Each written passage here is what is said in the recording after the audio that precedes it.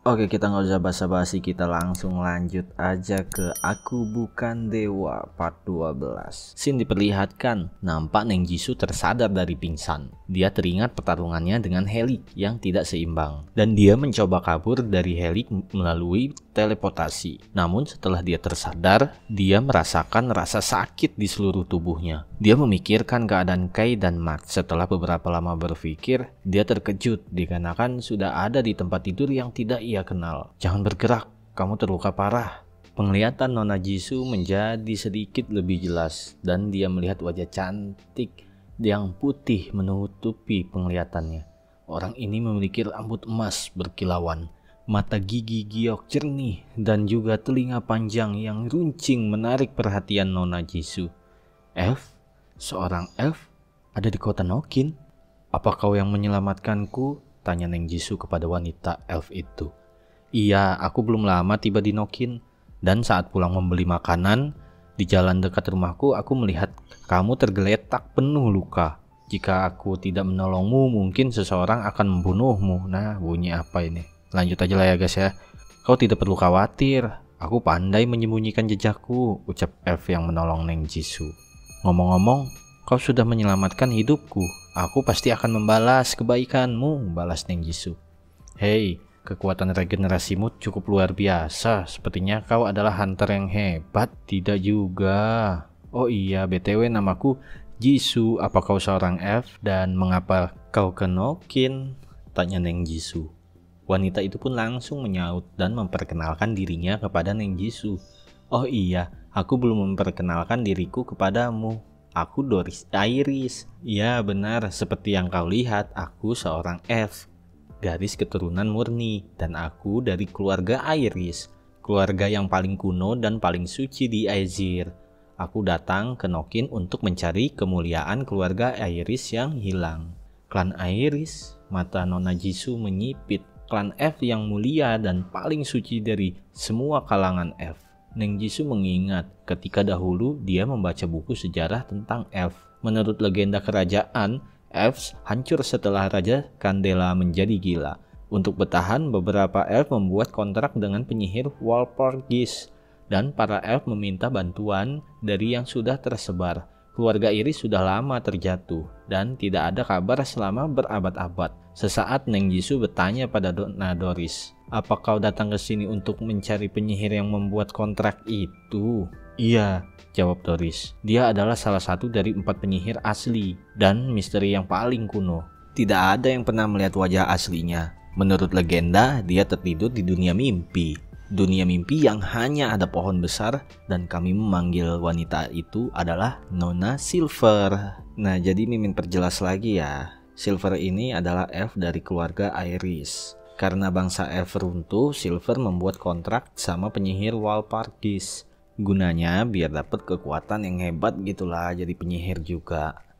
Dan bangsa elf yang bisa bertahan dan bangkit dari keterpurukan. Tapi kita masih belum tahu nih, kenapa Silver bisa kejebak di dunia mimpi, atau dia memang yang memisahkan diri gitu.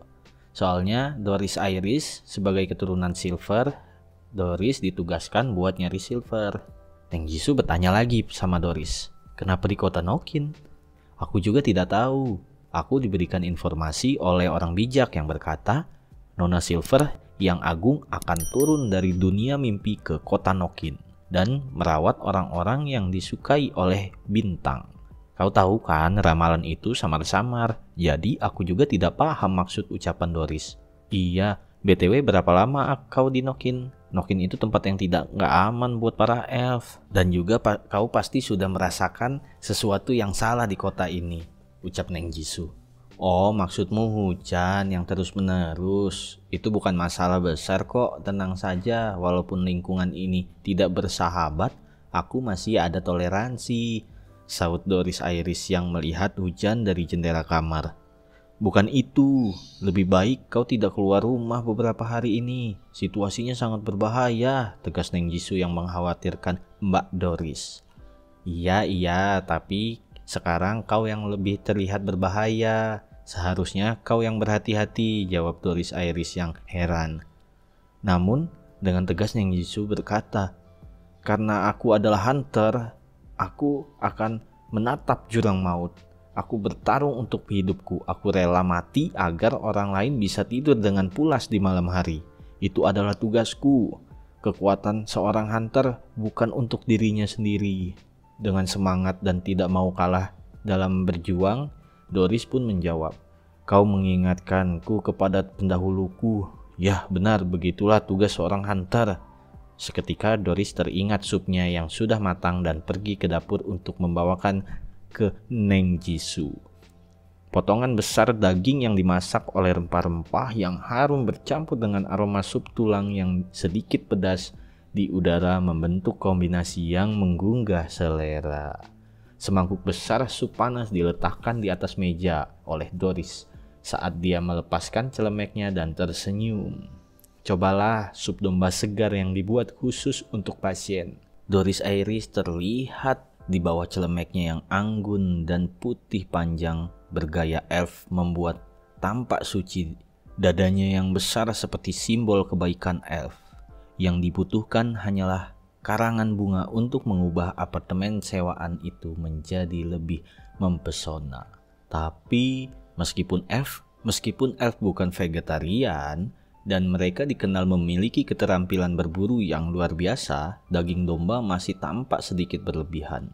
Nona Jisoo berjalan ke meja dengan sedikit skeptis dan duduk. Dia mencoba sesendok sup dan matanya berbinar. "Sangat lezat," ucap Neng Jisoo. Doris menyeringai lebar. "Saya sangat percaya diri dengan kemampuan memasak saya. Apalagi ini adalah bahan-bahan segar yang dikirim ke sini yang belum lama. Tapi kembali lagi ke topik, mengingat kamu adalah hunter, seharusnya kamu tahu tempat ini dengan baik. Karena aku tidak akan nyaman untuk pergi sendirian dan mencari yang ingin aku tahu. Kuharap kamu bisa memberiku beberapa petunjuk dan aku akan membayarnya." Nona Jisoo sudah menghabiskan semangkuk sup dan mengangguk. "Itu akan menjadi yang terbaik, tapi sejujurnya aku saat ini masih keadaan yang sangat berbahaya dan mungkin tidak memiliki cara untuk memberimu banyak bantuan." Dia kemudian berhenti berpikir sebentar dan melanjutkan, "Namun ketika hujan berhenti, kamu dapat pergi ke toko buku di Jalan 23 Nokin dan bertanya kepada pemiliknya. Mungkin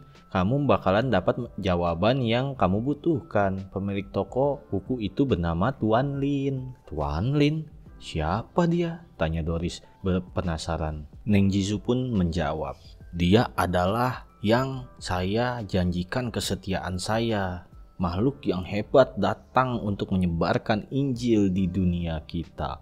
Meskipun saya belum sepenuhnya memahami cita-citanya, kemahatauannya adalah ilahi." Dalam hati Neng Jisoo berkata, "Walaupun aku masih tidak bisa melihat siapa dia yang sebenarnya." Setelah mendengar pujian Neng Jisoo terhadap Lingji, Nona Doris berkata, "Dia terdengar seperti orang yang brilian, tapi dia bukan mutan kan? Dan kalau memang hebat, seharusnya kota Nokin sudah mencatat keberadaan dia." Neng Jisoo yang sangat menghargai Tuan Lin sedikit kesal dan berucap, "Ya, aku mengerti keraguanmu. Aku hanya memberitahumu apa yang kulihat. Dialah yang membimbing dan mendukungku. Dialah alasan mengapa aku bisa menang melawan para musuhku. Seperti yang kubilang, dialah orang yang hebat menyebarkan Injil ke dunia." Ya, kita semua tahu ya yang nyebarin Injil itu siapa. Jangan baper ya, ini cuman perumpamaan guys. Maksud Nona Jisoo itu, Lingji itu udah seperti Tuhan buat dia. Oke, lanjut. Scenes menampilkan seketika Lingji bersin saat dia sedang membersihkan buku-buku. Dengan ekspresi Neng Jisoo, Nona Iris kagum kepada Neng Jisoo karena dia sangat percaya kepada Lingji, sama seperti ras Iris yang percaya kepada Nona Silver. Lalu untuk menambah keyakinan Doris Iris, Neng Jisoo membuka bajunya sambil berkata, "Dia memberiku semua ini." Nampak tubuh Neng Jisoo pulih seperti semula hanya dalam 10 menit dan Neng Jisoo percaya bahwa semua itu atas bimbingan Lingji. Setelah melihat tubuh Neng Jisoo yang membaik tanpa adanya bekas luka, Doris mulai percaya dengan ucapan Neng Jisoo. "Aku mulai percaya apa yang kau katakan tentang toko buku itu dan Tuan Lin. Kelihatannya Tuan Lin benar-benar luar biasa," ucap Doris. Dengan sangat yakin Neng Jisoo berkata lagi, "Tentu saja luar biasa. Dia adalah orang yang paling baik hati dan kuat. Hadiah yang murah hati itu hanyalah sepele baginya. Baiklah, setelah hujan berhenti, aku pasti akan mengunjungi pemilik toko buku yang kau bicarakan itu. Kuharap dia bisa menjawab pertanyaanku. Tapi kau perlu istirahat selama beberapa hari di sini. Sana mandilah dan ganti pakaianmu, ucap Nona Doris. Terima kasih bantuanmu. Aku percaya kau bisa mendapatkan jawaban yang paling memuaskan, ucap Neng Jisoo. Terima kasih atas bantuannya, Nona Doris. Setelah Nona Doris pergi, Neng Jisoo langsung membersihkan dirinya dan dia mandi. Nampak cemas kepada rekannya dan segera ingin mencari keberadaan mereka. Di saat Neng Jisoo mandi dan Nona Doris membawa bekas sup ke dapur, Nona Doris bergumam kesal. Cih, selain penyihir asli, tidak ada seorang pun yang maha tahu dan hanya ada pembohong. Ih, ngeri guys, psikopat ini Doris ini. Lanjut. Kembali ke flashback sebelumnya, dalam Doris Iris teringat skill musuh yang mengerikan. Namun musuh itu kalah telak oleh Doris dan perutnya hilang menyisahkan tulang. Ternyata monster yang dia lawan adalah penyihir domba yang dagingnya diambil terus dimakan sama Neng Jisoo. Wok wok wok, anjing. Scene berpindah. Nampak Helix sedang berada di ruangan. Dan seketika Helix bertanya tentang mata-mata yang mereka kirim pada anak buahnya. Apa belum ada kabar mereka? Tanya Helix. Lapor tuan, Huntsbaker Hunters Abnormal hilang. Kemana mereka hilang? Dan apa yang orang katakan dari kultus Scarlet? Tanya Helix. Ya, kultus Scarlet itu afiliasinya ini ya, si Helix ya. Helix itu masuknya penyihir hitam. Sama kayak Wilde juga penyihir hitam jahat pula. Nah, oke, lanjut. Kacungnya pun menjawab, mereka tidak tahu tuan. Sialan, apa maksudmu mereka tidak tahu? Sambil kesal, Helix menyekik leher kacung kampret itu dan bergumam pada kultus Scarlet. Bajingan, mereka menganggap enteng semua ini. Tuan, para pelacak sudah diasingkan sepenuhnya, disingkirkan. Maksudnya, bahkan para forensik sihir saja tidak bisa menyimpulkan apa yang terjadi. Itulah sebabnya. Tiba-tiba Helix melepaskan cekikannya dan mendorong kacung itu sambil berkata, pergilah sana, lanjutkan penyelidikan. Oh iya, bagaimana dengan Charles? Dia sudah bangun. Yuan mengawetkan mayatnya dengan sempurna. Murphy, si Priken dari kultus Scarlet sudah menghidupkannya kembali dan menyuntikkan ingatan yang membantu tujuan kita. Seketika wajah Helix tersenyum. Oh, akhirnya ada kabar bagus. Charles adalah murid terbaik dari Wilde. Yuan membunuh Charles karena kesal, itulah alasannya. Nah, sampai sini Mimin mau jelasin dikit. Sampai episode sekarang diketahui Wilde punya 2 murid, Yuan dan Charles. Tapi Charles dibunuh sama Yuan. Untuk alasan dibunuhnya sampai sekarang kita baru tahu di sini nih, dan kita cuman bisa beropini doang. Entah itu karena Yuan cemburu sama Charles, karena Charles lebih disayang Wilde, atau karena Yuan punya niat jahat sama Wilde, terus si Charles tahu langsung digasak sama Yuan. Kita belum tahu yang fixnya yang gimana. Sekarang ini si Charles yang mati udah dihidupin lagi sama Murphy dari si afiliasinya, yaitu kultus Scarlet. Tujuan dari Charles dihidupin lagi buat nyerap ilmunya Wilde, karena Wilde punya kunci dari mempercepat untuk penetasan bibit cermin ajaib. Oke, sampai di sini dulu ya. Oke. Jangan lupa tinggalkan jejak kalian di kolom komentar. Ayo komentar lah, mau positif negatif bodoh amat. Mimin juga tetap balesin. Mana yang nggak Mimin bales? Coba cek, pasti Mimin bales. Ya, yang cuman nontonin doang, searching lewat kata kunci doang, nggak punya otak gitu kamu orang itu. Coba dulu di subscribe, jangan cuman ketik aku bukan dewa pat sekian tapi nggak follow, tapi nggak subscribe. Coba dulu, jangan cuma nonton doang. Ya sabrek, masa cuman kata kunci doang, searching aku bukan dewa pat pat tai kucing. Udahlah, subscribe lah. Bete juga Mimin ngeliat subscriber ini paling dikit di yang lain-lain ini. Ayo ya guys ya, mana subbreakerku ini, bantu support dulu. Ayo gaspol sampai jebolin tuh apa yang bisa dijebolin, HP apa kayak ada. Ayo, kesel juga mimin lama-lama ini. Udah langsung aja cepet subscribe. Yang belum subscribe ya, yang udah subscribe jangan lupa like sama komen di bawah.